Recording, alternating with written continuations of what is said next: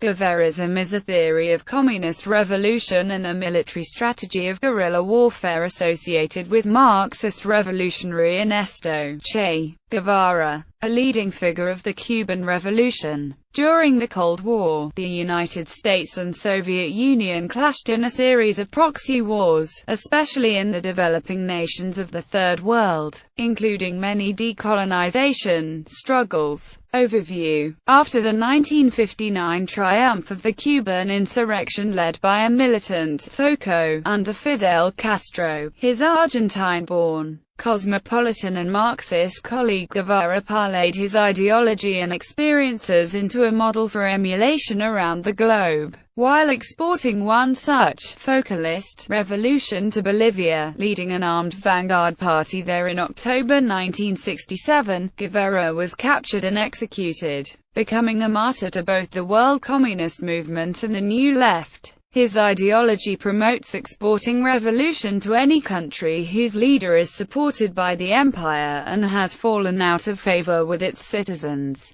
Guevara talks about how constant guerrilla warfare taking place in non-urban areas can overcome leaders. He introduces 3 points that are representative of his ideology as a whole: that the people can win with proper organization against a nation's army, that the conditions that make a revolution possible can be put in place by the popular forces, and that the popular forces always have an advantage in a non-urban setting. Guevara had a particularly keen interest in guerrilla warfare, with a dedication to FOCO techniques, also known as focalism, vanguardism by small armed units, frequently in place of established communist parties, initially launching attacks from rural areas to mobilize unrest into a popular front against a sitting regime. Despite differences in approach emphasizing guerrilla leadership and audacious raids that engender general uprising, rather than consolidating political power in military strongholds before expanding to new ones, Che Guevara took great inspiration from the Maoist notion of protracted people's war, and sympathized with Mao Zedong's People's Republic of China in the Sino-Soviet split.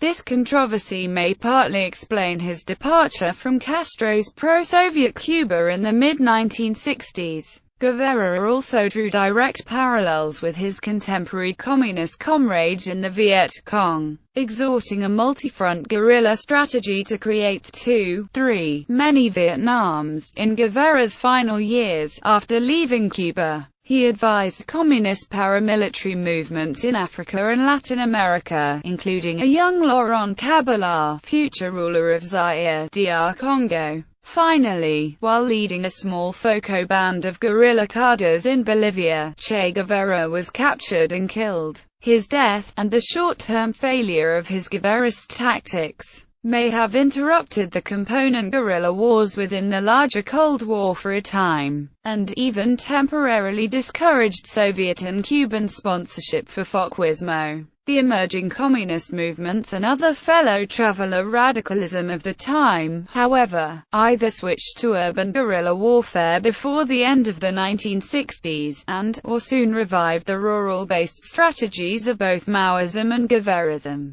tendencies that escalated worldwide throughout the 1970s. By and large with the support from the communist states and the Soviet Empire in general and Cuba's Castro regime in particular. Another proponent of Guevarism was the French intellectual Henri Gilles Jgaray, who could be seen as attempting to establish a coherent, unitary theoretical framework on these grounds. Jgaray has since broken with this criticism. It was criticized from a revolutionary anarchist perspective by Abraham Gillen, one of the leading tacticians of urban guerrilla warfare in Uruguay and Brazil. Gillen claimed that cities are a better ground for the guerrilla than the countryside. He criticized Guevarist movements of national liberation for trying to impose a dictatorship instead of self-management.